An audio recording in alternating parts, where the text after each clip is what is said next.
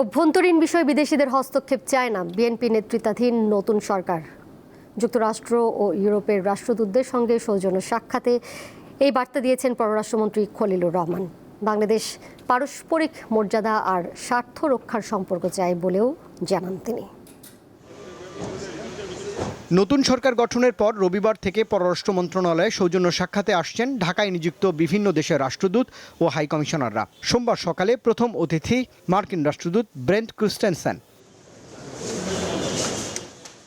পররাষ্ট্রমন্ত্রী খলিলুর রহমান এবং প্রতিমন্ত্রী শামা ওবায়েদের সঙ্গে সৌজন্য সাক্ষাতে মার্কিন দূত জানান, দুই দেশের শক্তি বাড়ানো, নিরাপত্তা এবং সমৃদ্ধিতে একসঙ্গে কাজ করতে আগ্রহী যুক্তরাষ্ট্র। নতুন মন্ত্রীকে অভিনন্দন জানানোর পোস্ট সামাজিক যোগাযোগ মাধ্যমে দিয়ে একথা জানিয়েছেন ব্রেন্ট ক্রিস্টেনসেন। দুপুরে ইউরোপীয় ইউনিয়নের রাষ্ট্রদূত মাইকেল মিলারের নেতৃত্বে আসেন ইউরোপীয় রাষ্ট্রদূতরা। সৌজন্য সাক্ষাতে ছিলেন জার্মানি ও ফ্রান্স সহ ইউরোপের ৮ রাষ্ট্রদূত। পরে মাইকেল মিলার সাংবাদিকদের জানান, তাদের প্রত্যাশা ডক্টর ইউনূস সরকারের সংস্কার কাজের ধারাবাহিকতা বিএনপি সরকার অব্যাহত রাখবে।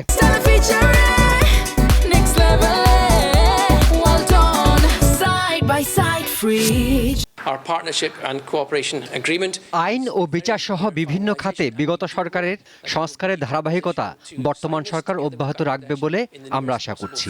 ইউরোপের সঙ্গে অংশীদারিত্ব এবং সহযোগিতা চুক্তি চূড়ান্ত হয়েছে, এটাও দ্রুত স্বাক্ষরের আশা করছে ইইউ।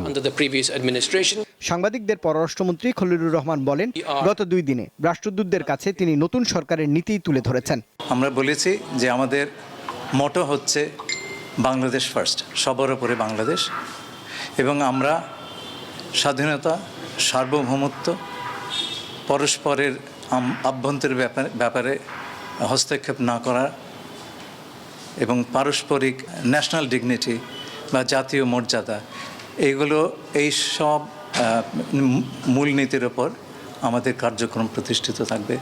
জানান, প্রতিটি দেশের সঙ্গেই পারস্পরিক লাভজনক সম্পর্ক গড়ে তুলতে চায় সরকার। রুবায়েত হাসান, দীপ্ত সংবাদ, ঢাকা।